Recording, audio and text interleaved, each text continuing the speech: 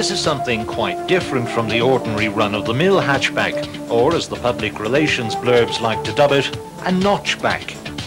Whatever the description, this is a thoroughly modern, sporty, mid-range five-door which does catch the eye. Its wedge-shaped body and its high stubby tail make it stand out in a crowd. From the front, it's traditionally Alfa Romeo of the 90s, with those two lines converging like a V to the classic Alfa Romeo badge.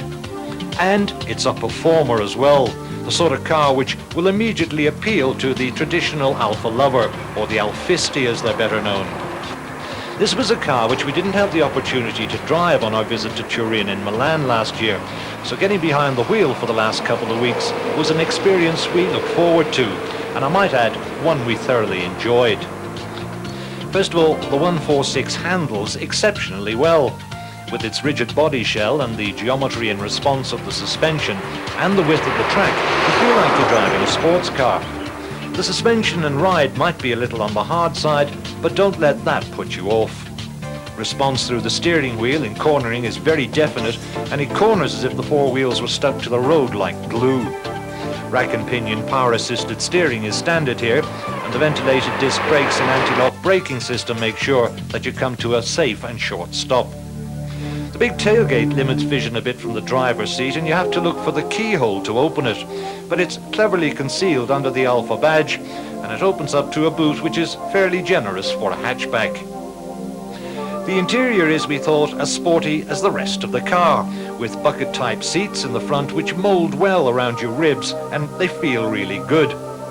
One criticism I had was that because I like to drive in a fairly upright position, with the seat back where I wanted it, and with the seat pushed fully back, I lacked enough leg room. However, with a bit of adjustment, I did manage to achieve a reasonably good driving position, even if it wasn't my ideal. Other than that, everything here is very neat indeed, and there's nothing too fussy or out of place.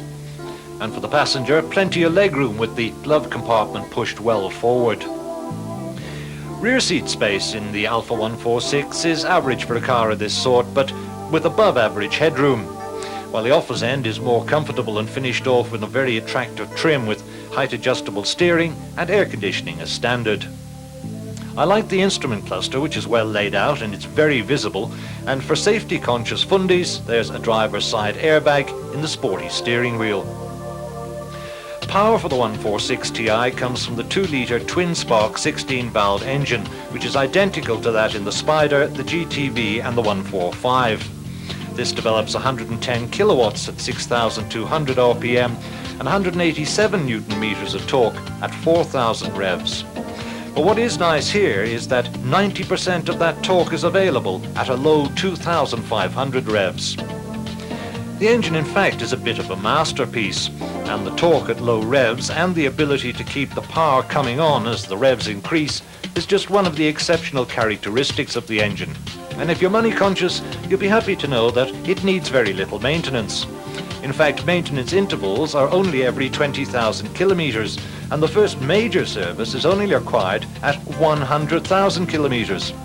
You'll also be happy to know that the 146 Ti and indeed the entire range of Alfa Romeo cars come with a 3-year or 120,000 kilometer comprehensive warranty.